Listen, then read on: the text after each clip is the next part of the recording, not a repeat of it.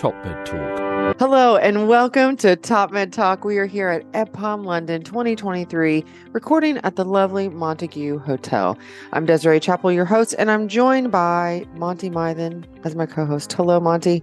Good to be here, Desiree. What a wonderful hotel this is. You know, the EBPOM has been staying here for years. It used to be the chosen hotel of the Royal College of Anaesthetists when it was just round the corner from here back in the day. Mm-hmm. That's when we got to know it. It's one of those quirky London boutique hotels that delivers everything that one wants. Yeah, it's perfect. It's a beautiful location and it's just fun and everyone is so attentive and sweet. Been very good partners over decades. Yeah, that's great. Well, thank you to the Montague for allowing us to record here today. So Monty, EBPOM, great success this year. Yeah, really good. I mean, it was the second time that we've hosted the World Congress of Prehabilitation, so that was a very great success. The sort of key opinion leaders in the world gathering along with a large number of abstracts from around the world. So over 100, yeah. Yeah, really. I mean, it's niche to some people, applicable to everybody.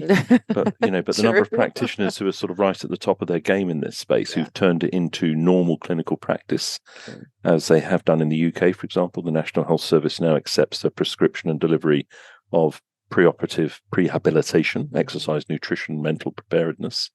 So well done them. And then day 3, with a Thursday, we had a sort of more traditional EBPOM meeting, which was focused on late-breaking news with the results of Optimize 2. Watch this space.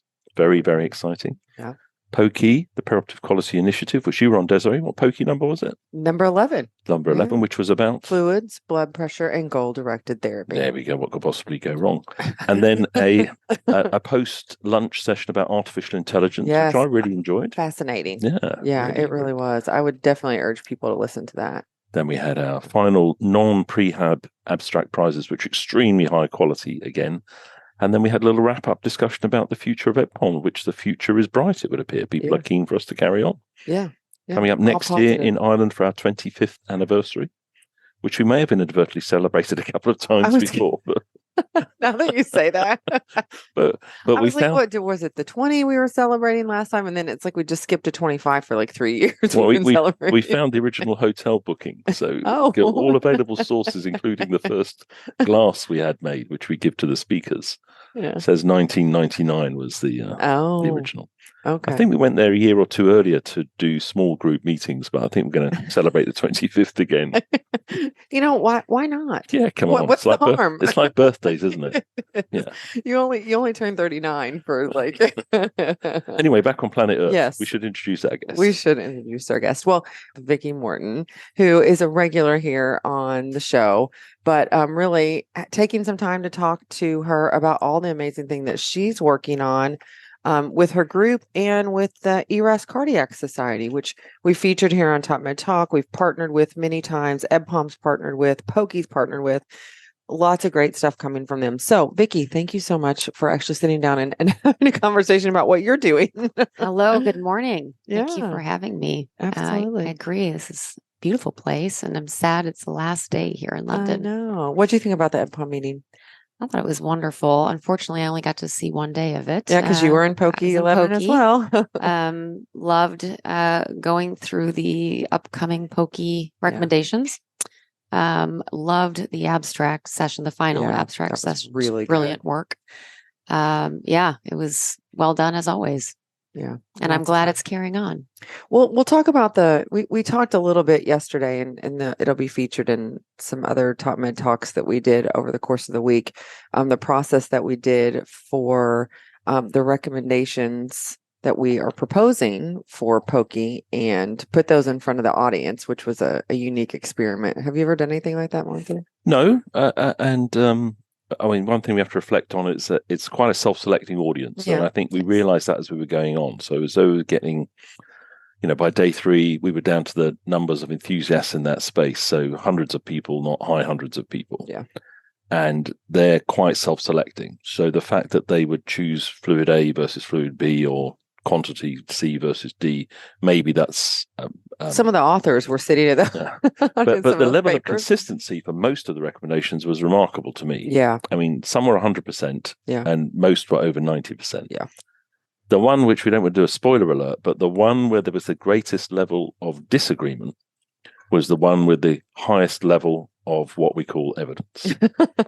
So the one that has the largest ever prospective randomized control trial published in the New England Journal of Medicine with a definitive result was the most controversial. Isn't that interesting? Yeah, it really was. Maybe we should change it to eminence-based perioperative medicine or OBPOM, opinion-based. Anyway, there we go. Watch a little teaser alert there. Which one is it? But don't tell us now. I'm not. No we won't. So, well, Vicki, you are all over. You're super busy with some really cool projects. We wanted to talk to you today about the ERAS Cardiac Society and some of the things that are happening. You guys are not even up and coming. You are here and doing some really cool stuff. Well, we try, and we really want to be international and focus on various levels of practice within various countries. It's going well so far, but we still have work to do, which we are really working hard to try to continue on. Group of multidisciplinary team, multidisciplinary. So we have the executive board, we have advisory board, and we have the expert board. So on the executive board, very multidisciplinary. We have anesthesiologists, anesthetists, surgeons. We have a nurse, myself, nurse practitioner. I see it expanding in the future. We do have individuals outside that have given us great help. We have a fellow, a cardiac surgery fellow. We'll be getting a new one. She's actually in research right now. And then another nurse practitioner and another nurse. So we really try to keep it very multidisciplinary. We think all aspects and all opinions are vital whenever we're coming up with new material or like the TurnKey order sets or presentations and that we're speaking to the whole multidisciplinary team. Awesome. But we've got some great stuff coming up this year. We coming out with new guidelines, guidelines 2.0.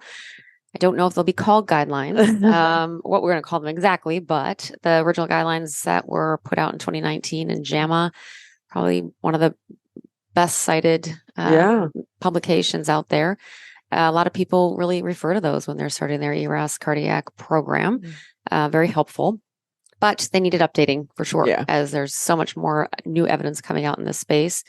So guidelines 2.0 will, we'll update what we had, but we're also introducing about 18, I think it's 18 new guidelines.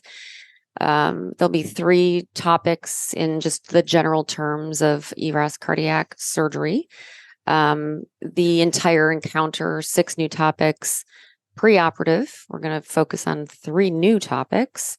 Intraoperative, 4 new topics, and then postoperatively 4 new topics. Vicki, I was just going to say, sorry to interrupt you. Monty and I remember sitting down with Dan Engelman specifically when those first guidelines came out and saying, these are very familiar in our world of ERAS. Some new topics. What do you think about some new guidelines coming out? I think it's great. I mean, I think you have to have continuous, reaffirmation.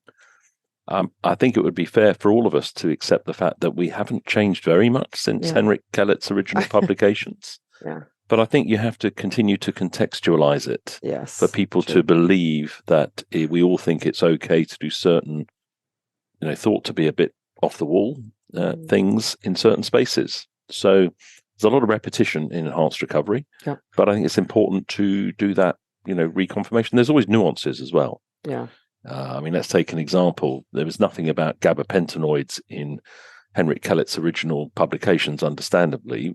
They crept in as being quite mainstream in non-cardiac colorectal, and now they kind of drifted away again as we've accumulated more evidence. Always pull them off. So multimodal is still there. Yeah. It's just what that means changes over time. Yeah. And that's okay. I do think it'll be interesting because there just wasn't much evidence at all for the ERAS cardiac group to base those 2019. So now we have a lot more people started being creative and, taking the principles of general enhanced recovery and applying it to that. And we're going to see what happens. We'll see. And I think that's a great thing about guidelines or recommendations coming out, because I think people look at that and realize, we need, more evidence in this space and, promoting additional studies to be done and what have you. But I find it interesting how things have ebbed and flowed over the years and how things have come into favor, out of favor, then back into favor and vice versa. So, yeah. And we throw around some summary terms. I mean, we record a lot about goal-directed therapy in this meeting. Wow. That means so many things. I mean, that's like saying T-shirts, if you see what I mean. You know, they sneakers come in or like shoes. So if we take, for example, which has been mentioned at this meeting a number of occasions in the cardiac space, goal-directed perfusion. You know, for the perfusionist when the patient is on the heart-lung machine. To some people, they think, well, it is goal-directed. I want to get off as much fluid as possible, and I want to come off on a norepi infusion at a fixed dose. So old school. Well, no, but that to them, in their mind, that's a the goal that they've agreed. Absolutely. You know, so I mean, I can appreciate the fact that if that means something very, very different to other people, we do need to revisit it and explore it and present the evidence and the science behind it. Yeah, absolutely. And I mean, I think we really need to work hard at some of those things to put a really pretty definitive definition, not definitive per se, but, define it really well for what you are talking about in the context of X, Y, or Z, because I think that is the problem. And then we loosely refer to it and have studies that, are positive or negative or, lean one way or the other. And it's like, well, that's not actually what we're talking about in this context. So, lots to be explored. So just to give another shout out, you mentioned it a moment ago, I think. Cardiac ERAS and or certain key members of it have produced some sort of boilerplate guide, some sort of order sets equivalent, as if to say, here is, it's not necessarily the recipe for meatloaf, but here is a recipe for it. We as a group, in addition to some other individuals who have been very helpful to us as a society that are not on the executive board, but we came up with TurnKey order sets. They're not meant to be take them and implement, copy and paste, but they're point of reference to look at and say, okay, this is what we should be doing, and this is what's going to work for us. But to take those, and they can just implement them if they would like. They're all evidence-based. We highlight the level 1, 2A evidence and separate that out from anything that's below that, so they know where it's coming from. We talk about what guidelines we use to create these TurnKey order sets. We've presented 5 of them at AATS. We're coming up with, I think, 6 more. Order sets? TurnKey order sets. Wow. But then based on specific types of surgery or specific types of patients or so all cardiac surgery patients, and then we're publishing them. We've submitted them for publication. Dan Engelman's acute kidney injury TurnKey order center, or TKO, was published. Okay. And we just submitted the anemia optimization, and we are working on the atrial fibrillation TurnKey order set for publication now. So more to come on that. We think they're great. They had great reception at the AATS. A lot of people were inquiring. We had linked the whole set of them to a QR code that they were able to access and pull off if they wanted. Is this all listed on the website? So not yet. Okay. That's a whole nother topic, our virtual training center and membership that is going to launch by September 1 this year. We are working feverishly on uploading educational content of all sorts, whether it be video, podcasts, presentations, what have you. We'll have the unbiased education, but then we'll also have almost a virtual vendor room where our sponsors can post whatever they would like. And so anything on their products, new products, existing products, their own presentations, but we wanted to separate out the product specific information from the educational offerings that we're going to have on there, as well as publications, all of that. And that order sets will be listed on the order sets will be on there as well. Very, very cool. We'll talk more about getting connected to everything here in just a second. But the order sets are very cool because I know as someone who has implemented enhanced recovery and working with my teams to, do different types of ERAS for different types of service lines, it's always nice to have a starting point and some reference that is, evidence-based, or at least great, gives you a little bit of context, references. That's what I always love to be able to share. It's like, well, this is what we're recommending, but this is all the evidence that goes with it.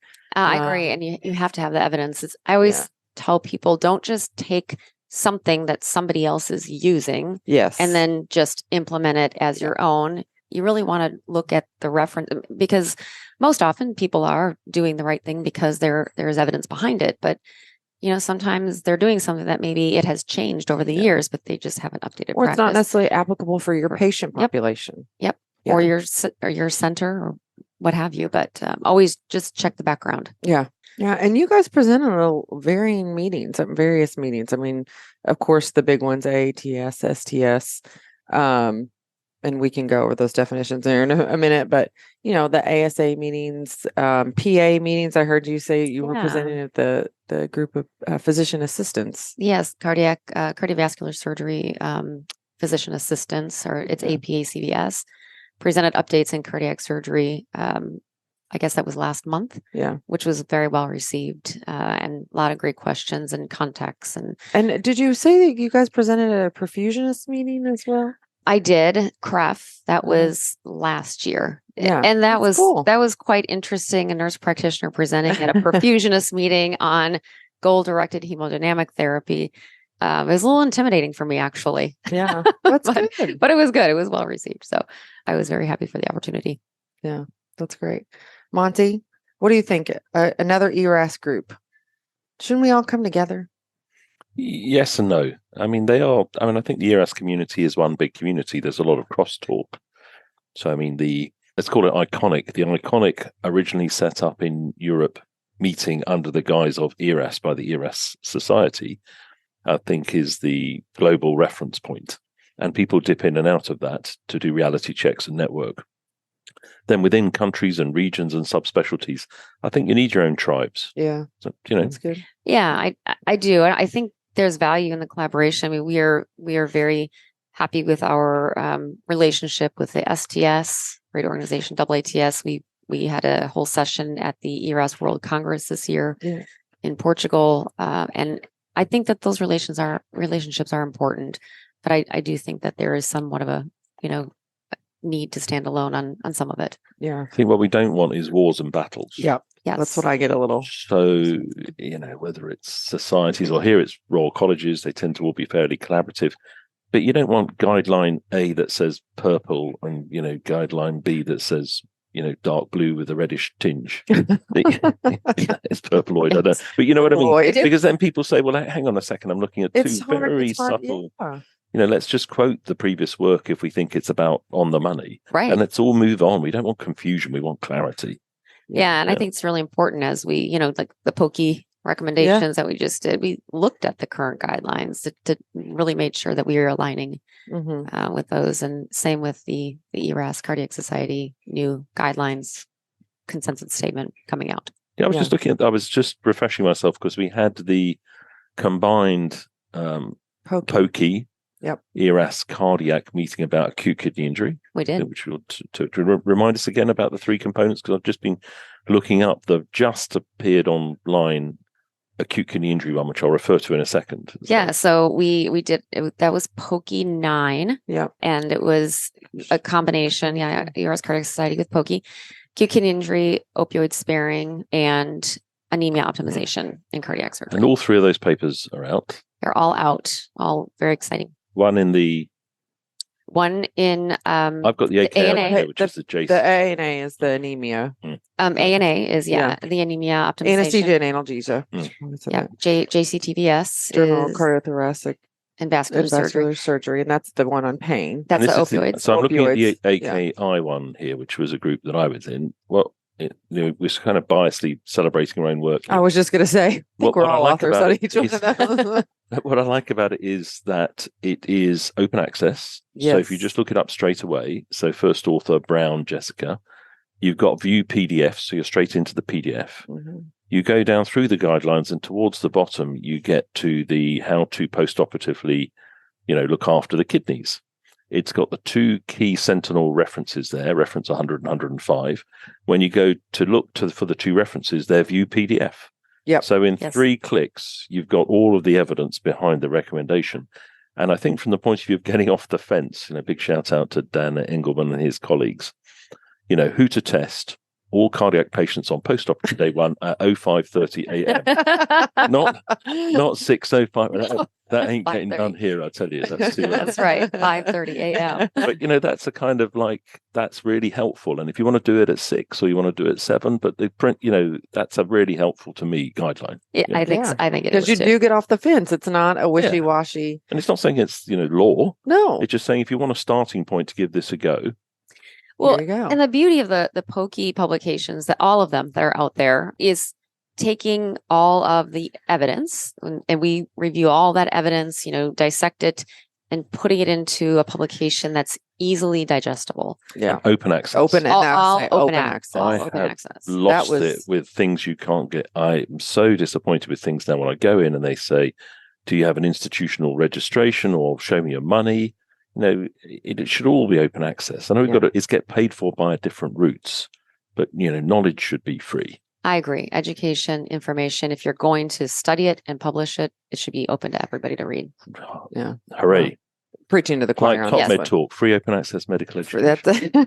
There you go. And it will always be. I mean, that's our main tenet. Well, Vic, upcoming meetings, you guys, where can we find you? So upcoming, hopefully this year in Vienna, EACS, European Association for Cardiothoracic Surgery. We've submitted a session proposal. We're praying it gets accepted. That'd be great. Well, I'll be at EBPOM Dingle, but that's just me personally. So I'd love to get some of the executive board members there. They keep saying they're going to come. So maybe this year they will. 2 components of that. So we're having a think tank about the value proposition for perioperative care. We've got a fantastic global audience coming in of key opinion leaders, about 15, to write a white paper about the value proposition, because we're in very difficult times around the world now to make sure that we can communicate the value proposition. And then within the main meeting, apart from reiterating that, we've also got the results of the right heart POCI. Yes, there we go. Cannot wait for that. That'll be a great session. Specifically about patients with right heart risk. I'm excited about that. I haven't seen any. It's very practical. I came away with some very practical, pragmatic, everyday advice on spotting the patients who have got a risky right heart, of which there's a lot of them now. Yeah, I did too. And how to stop them crashing at induction of anesthesia. You have to remember 2 things. Yeah. How to spot them, what to do. Yeah, exactly. Is that fair? It's very fair. For most people. I mean, you get the clever stuff as well. For most people, it's how to spot them, what to do. Yeah. Well, I mean, because they're everyday patients now. We're not talking. I mean, these are patients that have not been identified that come in and you're like, why is this patient completely just dumped? And to me, the physiology, the sort of, I don't want to unphrase this, the sort of everyday's person to what you need to know about the right heart physiology, I think is a thing of beauty. I think it is. And it's a very underappreciated area. Yeah. And it is changing our preoperative assessment practice. That POCI has changed our practice. Yeah. And so the other conference, which isn't the ERAS Cardiac Society per se, but my own personal baby every year in Charlotte, North Carolina, November 4th, is our annual update fall conference. And we will be talking about right heart failure. I hope everyone will be soon. Actually, there has been a lot written about it this year. There has been. I think we just got ahead of the got on the. We don't get ahead of waves, do we? Not always. No, we hit that wave just right. Yeah, there you go. I can't wait for those publications to come out. Cool, good. And then we'll look forward, for your new guidelines. And I'm sure those will be presented. They will be a ton over the next over 24. Well, hopefully STS annual meeting 2024 is where we're hoping to present. Society of Thoracic Surgery and AATS is American Association of Thoracic Surgeons. Yes, that's right. All right. And thanks for listening to Top Med Talk. You can always find us on your favorite podcatcher, topmedtalk.com, and social media. We're all over Twitter, Facebook, LinkedIn. We are there. Do please listen to the EBPOM content from this year. Really, really outstanding work. Most of the lectures, a lot of the panel discussions, that will all be out over the coming months. So check it out. Top Med Talk. Thanks for downloading Top Med Talk. Don't forget to subscribe via your podcatcher. Don't forget to check us out on social media. We're on Twitter, Facebook, LinkedIn, and YouTube. And also, don't forget, Top Med Talk is the broadcasting arm of EBPOM, Evidence-Based Perioperative medicine. We'd love you to find out more about that. If you check out ebpom.org, you can find low prices on some of the conferences we're organising around the world. Many of them are virtual and don't even involve you leaving your own home. Check out ebpom.org now.